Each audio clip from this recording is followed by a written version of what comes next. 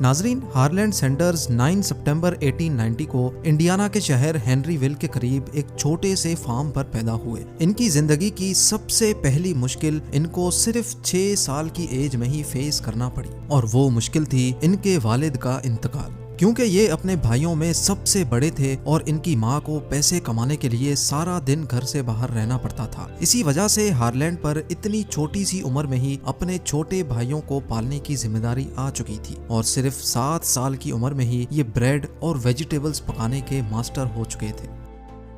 लेकिन जब इनकी माँ की सैलरी से गुजारा बहुत मुश्किल हो गया तो हार्लैंड ने 10 साल की उम्र में एक फार्म पर जानवरों को चारा डालने की जॉब शुरू कर दी। हार्लैंड की ये अपनी जिंदगी की पहली जॉब थी और इतनी कम उम्र की वजह से उसका दिल काम पर नहीं लगता था। इसी वजह से उसको इस नौकरी से निकाल दिया गया।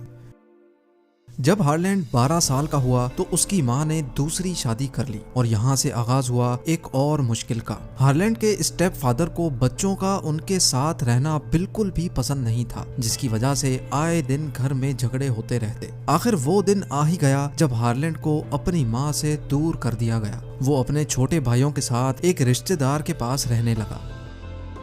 हार्लैंड ने अपने भाइयों को पालने के लिए एक बार फिर से फार्म पर नौकरी शुरू कर दी। सुबह 6 बजे वो फार्म पर जानवरों को चारा डालता, उसके बाद तैयार होकर स्कूल जाता और शाम के वक्त मकई छीलने की जॉब करता था। इस वक्त हार्लैंड सिर्फ 13 सालों का ही था जब वो इंतहाई टाइट शेड्यूल में इतने सारे काम अकेला करता था। लेकिन उसी दौरान हार्लैंड पर एक और पहाड़ टूट पड़ा। जी हाँ, क्योंकि वो सही से पढ़ाई नहीं कर पा रहा था, इसी वजह से उसको स्कूल से निकाल दिया गया। एक इंटरव्यू में कर्नल हार्लैंड ने बताया था कि असल में उनको अलजेब्रा समझ नहीं आती थी।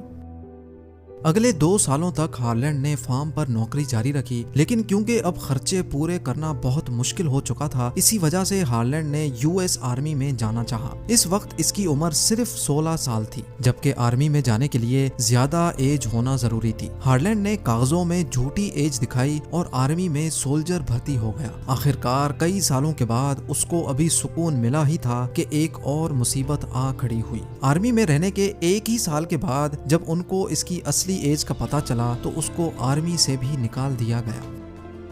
आर्मी से निकलने के बाद हार्लैंड 17 सालों का था और आगे के पूरे 23 सालों तक हार्लैंड की जिंदगी में बहुत अप्स एंड डाउन्स आए।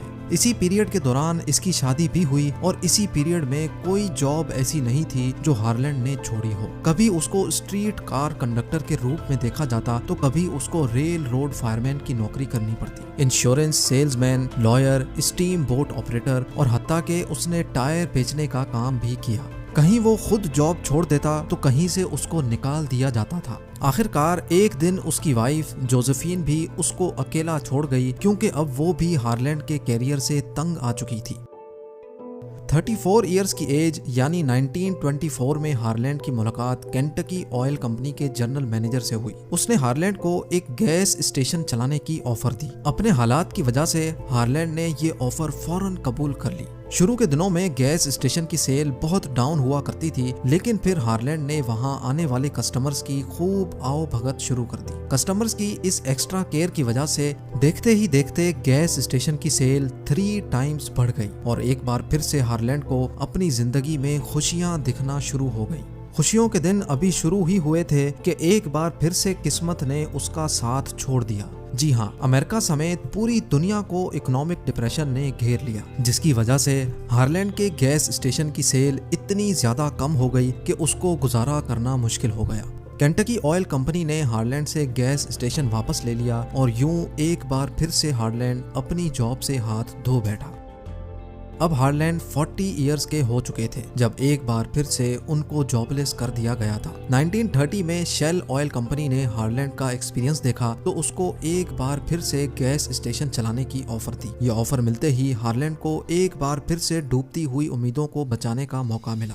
इसी वजह से उन्होंने फौरन ये ऑफर कबूल कर ली। गैस स्टेशन का चार्ज संभालते ही हार्लैंड ने सेल्स बढ़ाने के लिए दोबारा कस्टमर केयर शुरू कर दी। क्योंकि ये स्टेशन एक हाईवे पर मौजूद था, इसी वजह से वहां आने वाले मुसाफिरों को हार्लैंड प्राइवेट तौर पे मुख्तलिफ चीजें पकाकर खिलाता था। इस वक्त इसने अपने रूम में सिर्फ एक डाइनिंग टेबल रखी थी जिस पर 6 लोग बैठकर खा सकते थे। पहले तो कस्टमर्स उसकी बनी हुई हॉट कुकीज, कंट्री हैम और स्ट्रिंग बीन्स बहुत पसंद करते थे, लेकिन बाद बाद में उसके मेन्यू में फ्राइड चिकन भी ऐड हो गई। देखते ही देखते उसकी फ्राइड चिकन इतनी फेमस हो गई कि अब उसने गैस स्टेशन के साथ ही एक पूरा रेस्टोरेंट खोल लिया जिसमें 142 लोगों के खाने की जगह मौजूद थी और इस रेस्टोरेंट को Harland Sanders court and cafe का नाम दिया गया। जहां पहले कस्टमर सिर्फ वहां से गुजरते वक्त खाना खाते थे, वहीं अब दूर दूर से लोग सैंडर्स कैफे का रुख करने लगे। लेकिन इसी